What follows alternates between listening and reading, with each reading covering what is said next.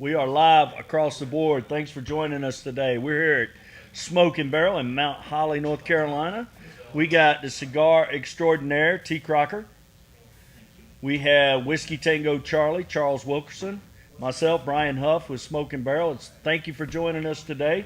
Lots of opportunities today. We have a great show for you. Got a great pairing. We got a brand new cigar that's been sent out. It was released at the trade show July 22nd of last year. It's making it out to the market in production now. So we just received it. So we'll be talking about that from the Florida Dominicana. Very exciting. Nice. Very exciting. I want to give a shout out to Master Sergeant Brownlee. That's all I can say. But just deployed overseas, a member here at Smoke and Barrel, and we have adopted her and the Holy Smokes. The Holy Smokes was put together by the chaplain there on base. They have like 55 members in their cigar club out there. So the chaplain started the cigar club? Yes. You got to think now, being a Baptist guy, you got to think Catholic. That's all I'm saying. Just say it. All right. Not a Southern Baptist preacher, I'm going to tell you. All right. Right? I just got one question. Yes. Will he speak to you in the liquor store? Absolutely. We good then. As long as he may buy it for you. May buy it for you. That's right. He's going to bless it when he goes out. So great day. So today, I thought we'd start off with just a little cut 101, and this is according to Brian. Because I'm going to tell you, Charlie, it's just like it's your palate, it's what you like, it's what you want to do, but general guidelines that I kind of live by. So today, policy is what we're smoking. It's a 50 gauge cigar. 50 gauge is how big a round it is. This, to me, you have a couple options, right? You can use a punch, a small punch. So we got this little tool here. It's got the small punch, T, punch stirs, small punch. Derek, you punched yours, right? So Derek did his. Me personally, this is as small as I'm going to go with a V cut. So I did a V cut today. It's on the border with doing a straight cut. So a straight cut, 50 gauge, I think is a good cut. Above 50 gauge, kind of tough to use a straight cut to me. You know, I think you're really gonna border on damaging the cigar. I mean, the whole point in cutting the cigar is to get air. Right? So you're going to get air through the cigar. Does it matter which one you use? No. But there are better ways to do it, especially based on the size of the cigar. Right? So anywhere 50 and up, punch. And you've got this punch. It's a bigger punch. Right? That's your 60 gauge. Right there. Right? If you do a 54, it's going to be tough because you really got to hit the center. You don't want to mess up the edges and the binder.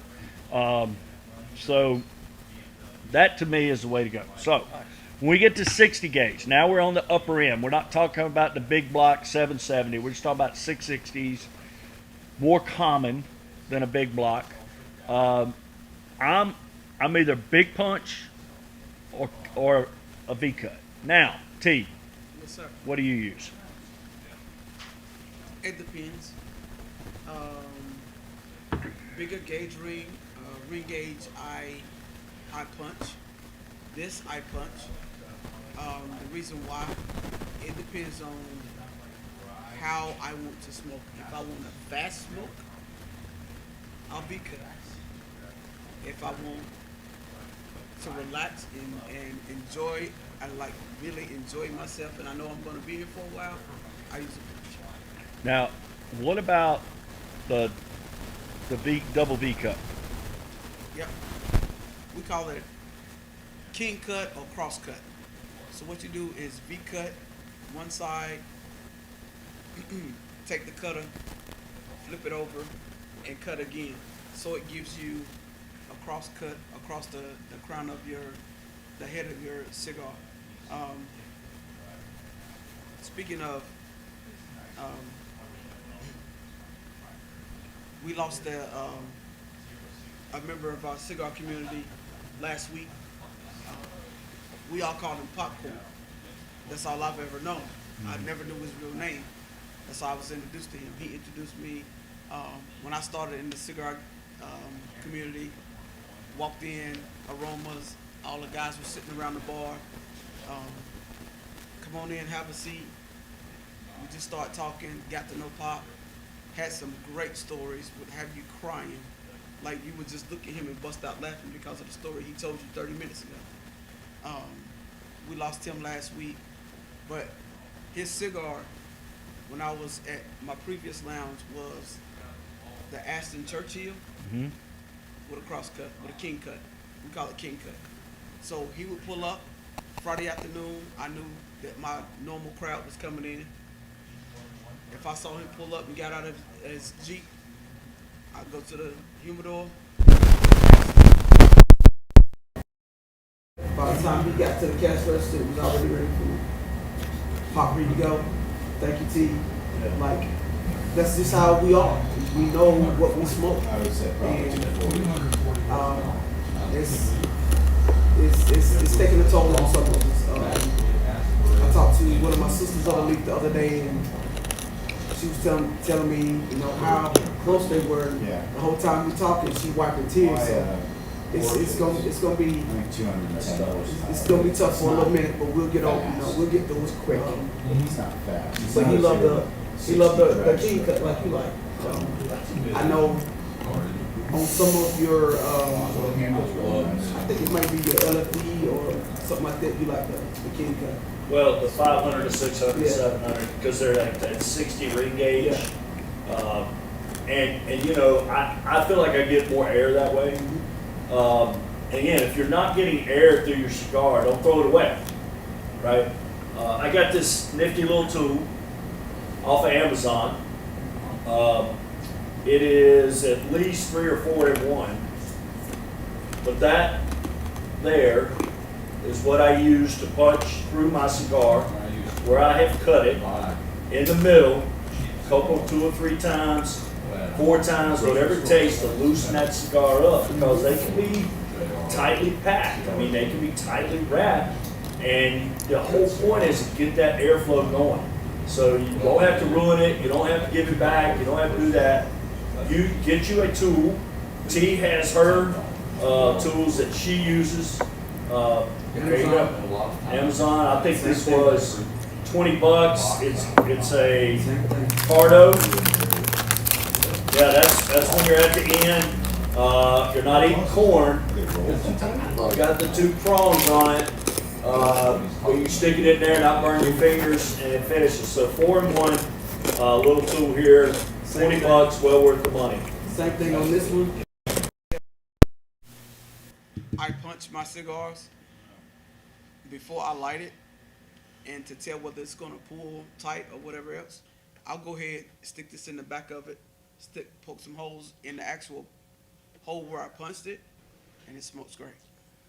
So you can do the preemptive approach, like T. I do a reactive approach. Each is on, right? To each is on. So I think there's all kinds of ways to do it. Every day I come in here, I learn something different. I thought today would be good just to kind of go over some basic opinions about cutting the cigar. So, You know, I went through the different variations with you guys on punching, so or cuts. So straight cuts, I was straight cut forever. I think T has punched a couple of my cigars. Here's what I've noticed on the punch.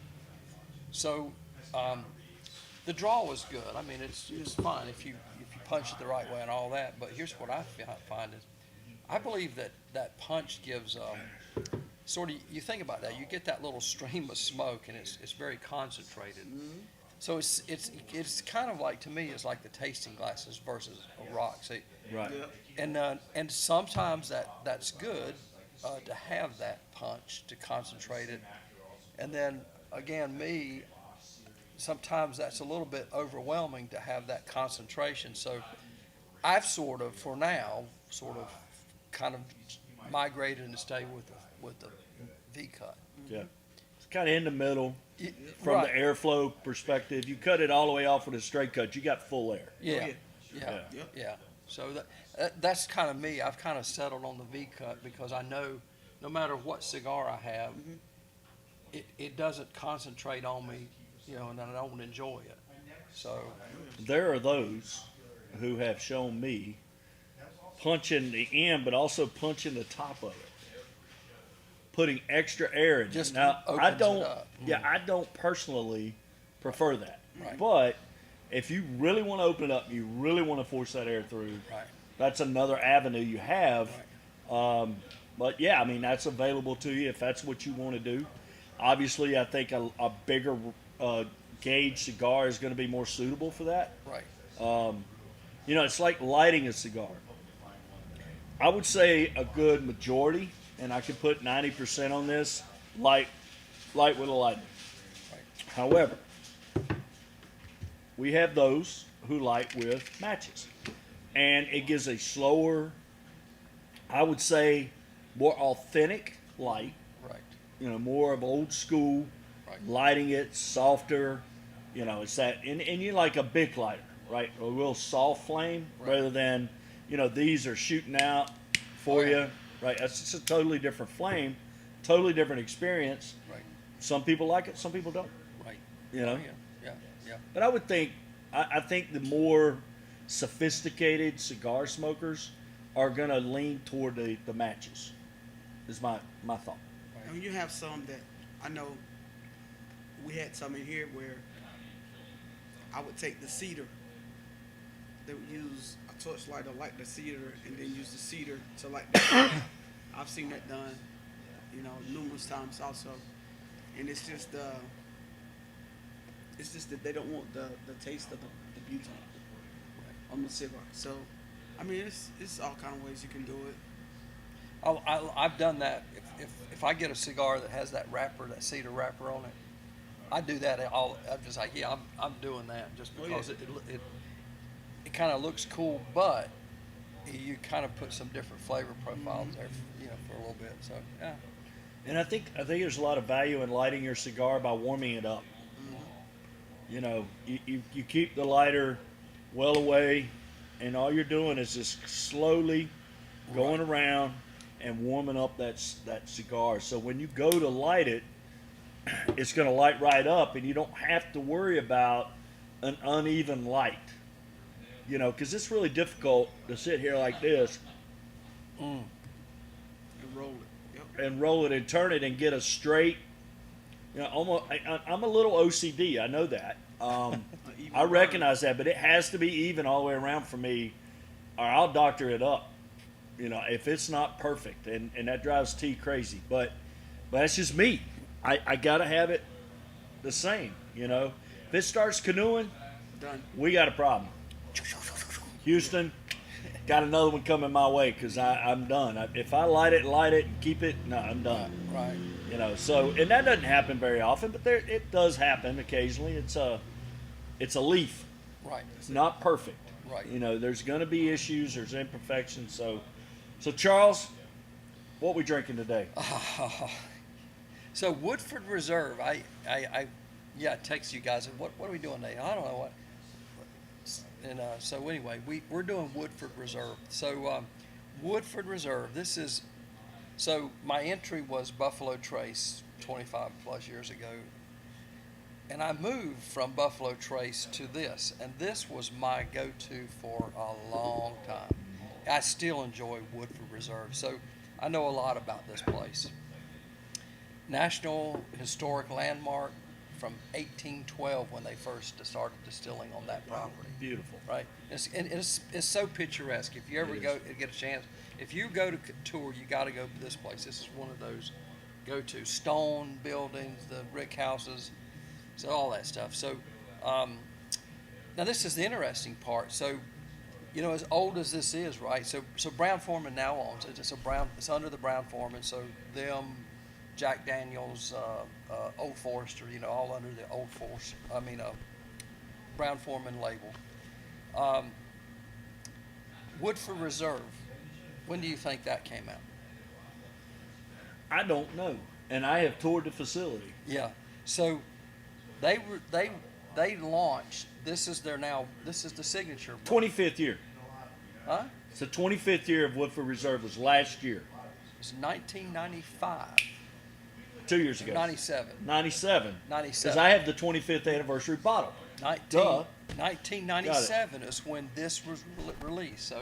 So you know, in the grand scheme of things, you know, you think about some of the brands out there, they're 100 years old. Right. You know, Old Forester but not Woodford Reserve. So Woodford Reserve, 1997, this was launched. You know, their signature is always it's 90.4. I don't care what. Woodford is 90.4. Yeah. The master distiller now is Elizabeth McCall, which tutelaged under the great Chris Morris, which just kind of retired, and that just happened. I think within the last year. So she's now the master distiller for Woodford Reserve.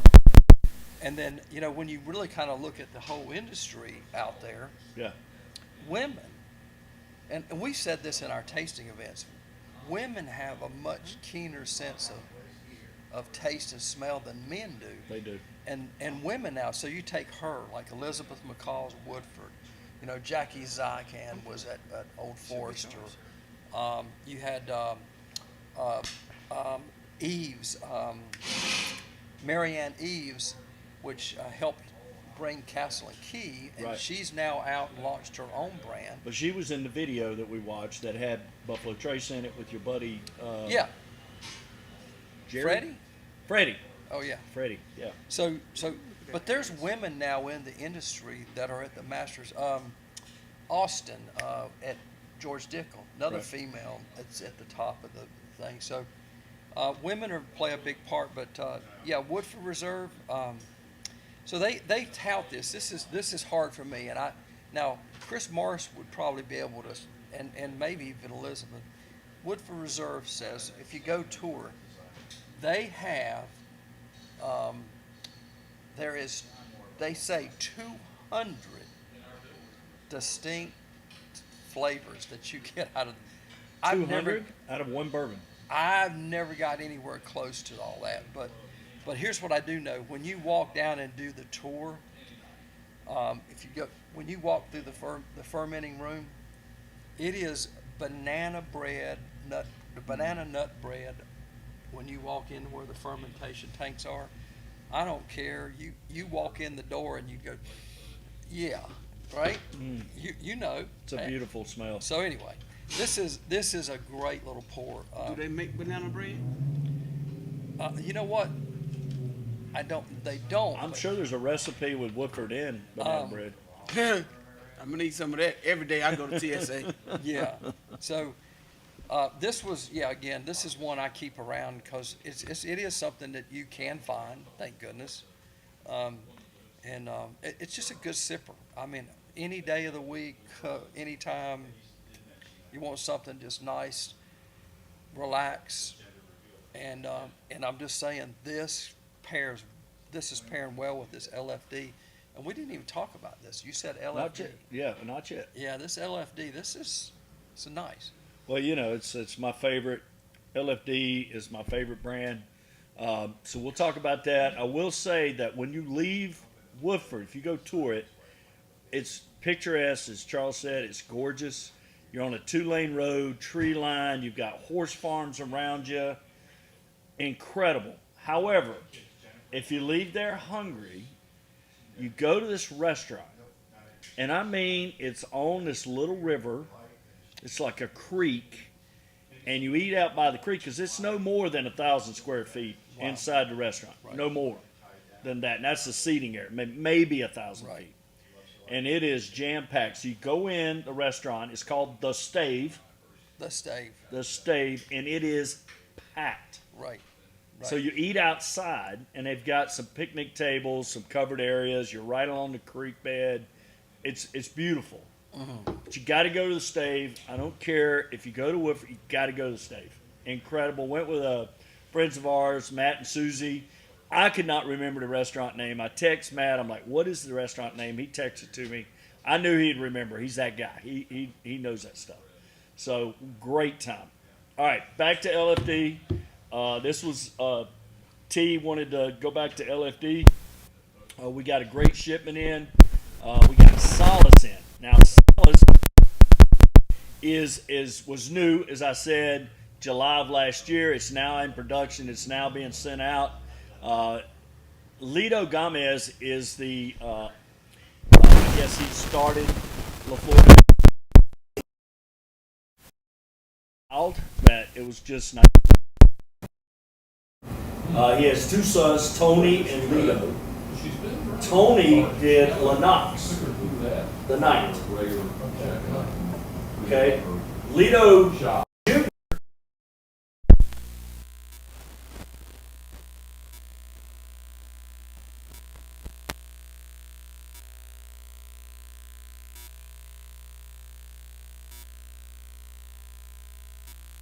Bit, go back, work with a little bit. So pretty cool story. So obviously a family business. It's in the Dominican, of course, original. The wrapper is Ecuadorian Habano. The binder is Ecuadorian Sumatra. So that's where you get that little Sumatra sweetness from it at that medium plus cigar. The filler's Dominican.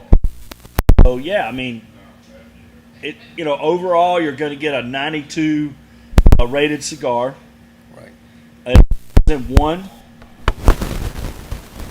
size, 50 gauge. 50 gauge, 6.5 inch length. Right. So yeah, it was close to a Churchill when I first saw it. I was like, is that Churchill? And then when I looked it up, that's the metrics on it. But it is a great cigar. I mean, it's smooth. You're going to get a little more off the beginning, a cold light, and then in the middle I'm getting a little. It's tamed down a little bit to me.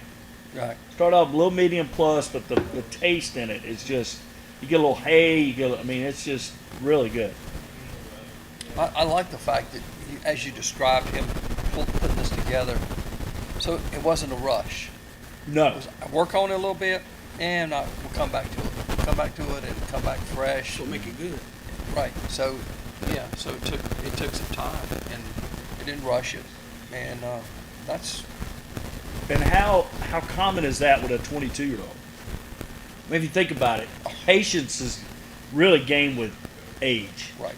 And you don't really get patient until you're 54, I think. That was me. And even now, I don't know if I'm that patient. Go ask T. T, man, what happened? Drop my ass. Patience. He don't have no patience. This is an off day for you. I can see that. No patience when the delivery truck comes. No, I'm telling you, when they get out, I want to run out and grab the box, open it up, and smoke it. But to my credit, LFD sat in the humidor for at least 5 days before I smoked this. First time I've hit it, right? Right?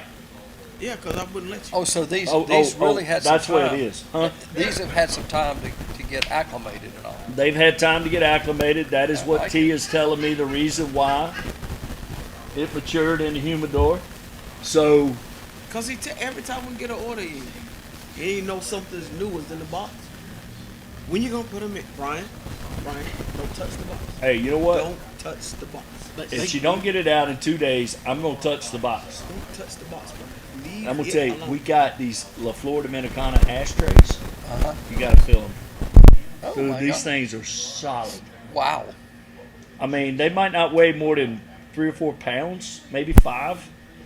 But when you pick up that little, I mean, it's that big and it's just beautiful. Now we got 10. They're for sale. Nice. They are nice. They are really nice. So you guys got to come by and take a look.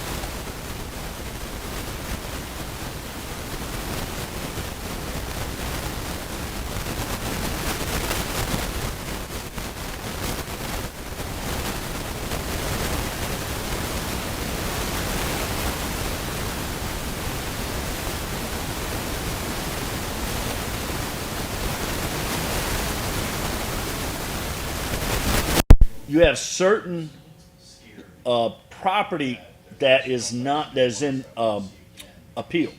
So you don't know what the appeal rate's going to be if it goes down. Right. Especially big business like Freightliner, Right.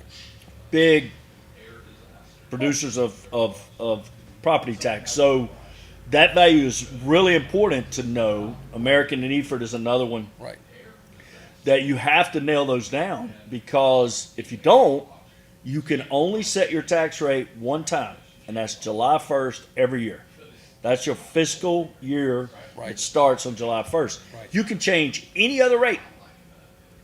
You cannot change your property tax rate. Then, I'll say this. Here's another.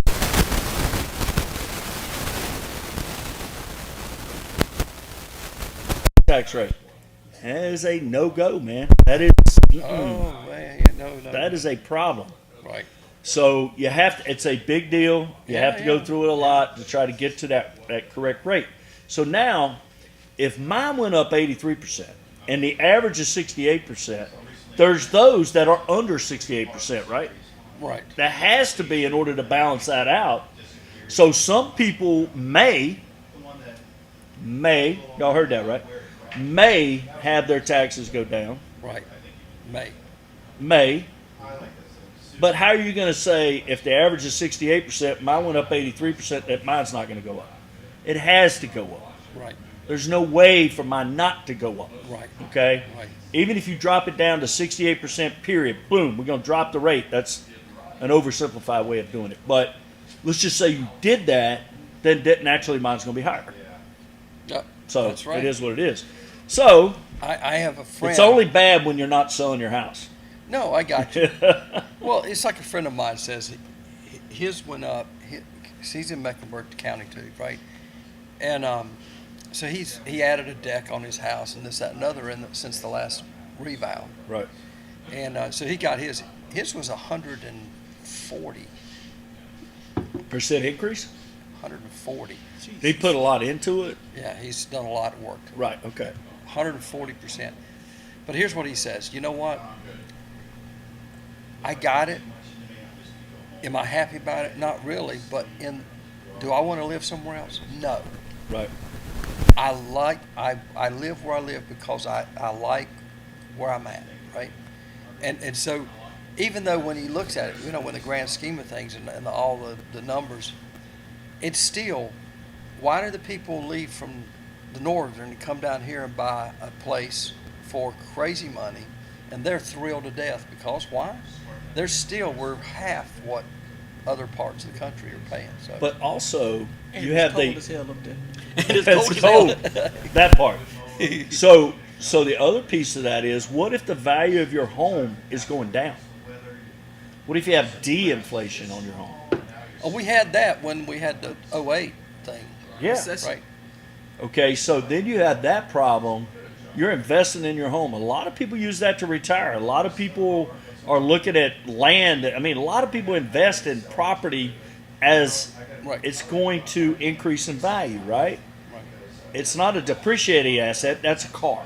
Right. Drive it off the lot, you lose 25% of its value right there, right? Sure. You buy a home, you're buying it with the expectation that the value is going to increase. So if you're in an area where the value is increasing, you must be in a desirable real estate market Right. for that to happen. Right.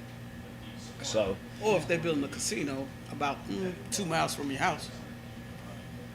that part. Yeah. Yeah. When are they going to build that casino? Don't know. I'm not going to a trailer to gamble. You know, I just got a thing the other day, speaking of casinos, kind of threw up. So Danville, Virginia is getting a casino. Really? Danville. We had a plant in Roanoke near Danville. Right. Yeah. All right. So, you know, that is going to increase the property values in Kings Mountain. You've got the casino coming in. That's going to draw a lot of investment, a lot of things around that. That hasn't even started you haven't even really started to see the increase in values in Kings Mountain. Right. Well, do you know what the increase was on the average there, T? I'm going to tell you, once that casino is built and the development around it starts taking place, that's where you're going to see the impact. As long as they stay over that way. No, they ain't. Come They're on. not going to stay over that way. I mean, I know they're far enough away from downtown, but it's going to grow toward the center mass because you have to. That helps Kings Mountain downtown. That helps the businesses downtown. You Yeah. have to get those people coming there. Right. Do they go bypass 74 or do they go business 74 to get to the casino? 85. Oh, so 85 bypass.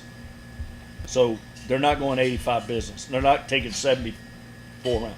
So that's a problem for Kings Mountain. They've got to connect the people going there to get the business in downtown Kings Mountain. That's going to be a challenge. How do you get people from the casinos to the restaurant?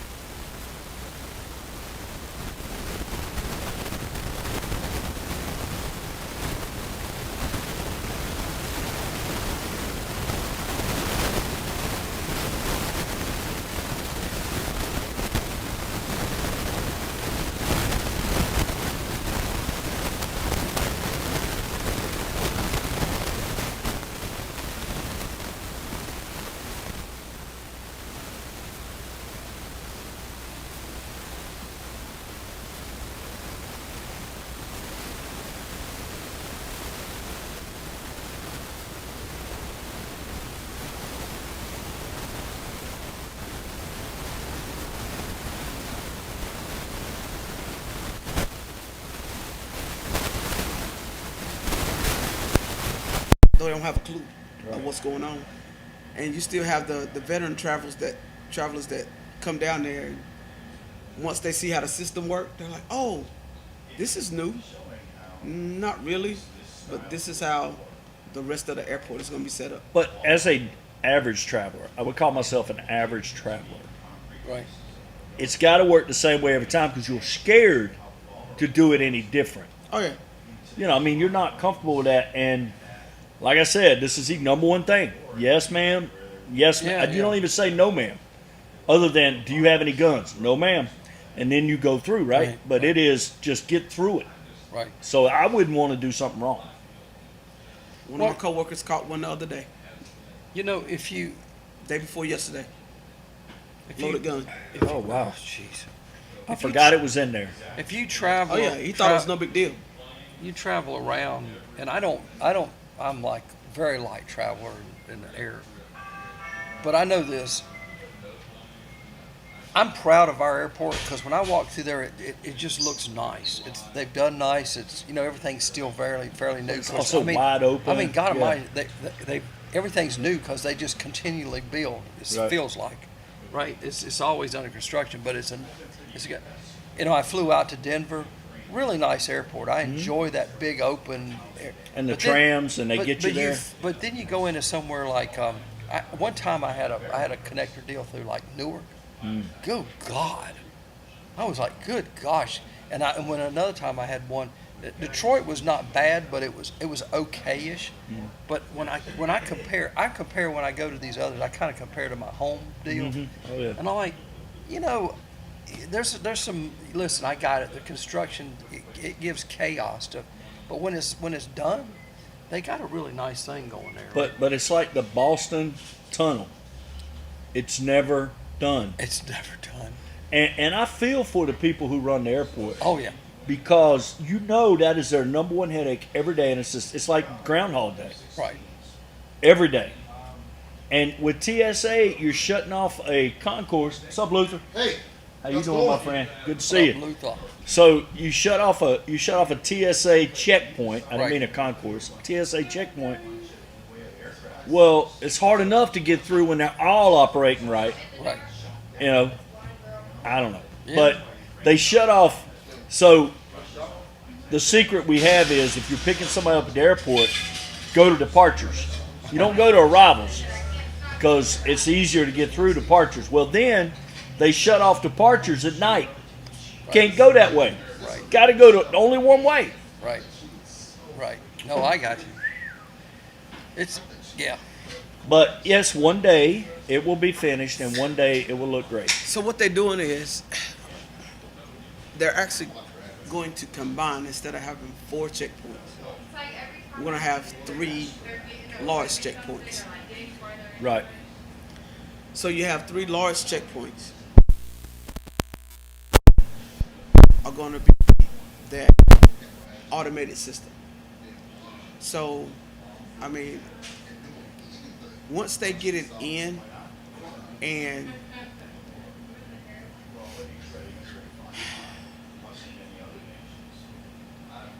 show people how to use it and stop playing tug of war on I don't want to do this and I don't want to do that, and it's political. That's all it is. Now, every airport I've been, let's take Denver for instance. Denver has really big checkpoints. Big. I mean, huge checkpoints. Big. I guess that's the model they're going toward here. Right. Yeah. Well, they have the real estate out there. They have such a expanse, right? So I get it. It's like a basketball The court. in there. footprint, our footprint is like ain't that big really when you think No. about it, and you think about as much traffic is going through Charlotte for that. It's the footprint. busiest airport in the world. I mean, Fifth. Fifth busiest airport in the world. yeah. And then you go to somewhere like Denver, which is massive, expansive. Ooh. And under construction. Yeah. Yeah. Yeah. I mean they're adding on as well. Yeah. I mean, your alternative is if you got the bucks, go fly private, or just drive it. Well, it's all in an effort to make it safe. Yeah, I got you. I didn't really know they were going to self-check. The self-service thing, but it's no different than pump your own gas, do your own groceries, shelves check out the grocery line. Why? Because they don't have to have people. That's it. And oh, by the way, if I do something wrong, there's 500 people behind me who say, "Move your ass, buddy." And they're going to tell you what to do. They're gonna tell you what to do. It's a self-correcting problem. Oh yeah, absolutely, Yeah, absolutely. you didn't do something right. There's 10 people behind you gonna tell you. I know, and I sit there and I'll be behind somebody, and it's always their first time on the plane, and I sit there and I go, my natural instinct is to say, you do it this way. Right. I want to help, but they don't always appreciate that. Right. So I've gotten to the point where I just don't say anything. I just sit there Right. and I wait and whoever works there fixes the problem. I'm not going to do it. I just Right, I know what to do. I'm just not going to do it. right. I get you. It's just easier on me and them. You do you, I'll do me. That's a mookism, by the way. That's the moot. That's the mookism. You do you, baby. I got to check here and see if the mook's. I know the mook's listening, but is he commenting right now? That's what we got to do. No comments from the mook, so that's good. That must mean the volume and is coming across. Good. So T, we had a loaded gun. Didn't know it was loaded. Is it okay? It's not. That's not okay. One of those, huh? Oh, he thought it was no big deal. It was like, yeah, until you get that letter in the mail where that fine has tripled. How much is a fine for that? Do you know? Last I read, it was up to $13,000. For carrying a loaded firearm? I would say don't do that. That's just TSA. That's not counting CMPD's fine. They have one as well. Gotcha. I would say don't do that. I go through my bags. Probably Yeah. won't even be able to The find night before I travel, I go through them all. go through your bag. Especially one I use all the time. So let's say my computer bag. Right. I might put something in there. I don't carry a weapon in there, but I might put something like a lighter with butane, just as a simple example, or a cutter. I gotta take it out. Right. Pack it, take the butane out. Right. If in doubt, ask T. Right. If in doubt, ask T what I can and can't do. We had to discuss it this morning because Is matches? You can't take matches, can you? I'm sitting there trying to think. What do I travel with? So I just need to go wherever I'm going. Stop Buy at the convenience store, get you a Bic lighter, right? Buy it when you get there. There It's you the go. easiest thing to do. Yeah. That's you why. can take your cutter. You can take your cutter in your carry-on bag. I just pack it. Yeah. It's just easier to put it in my check luggage.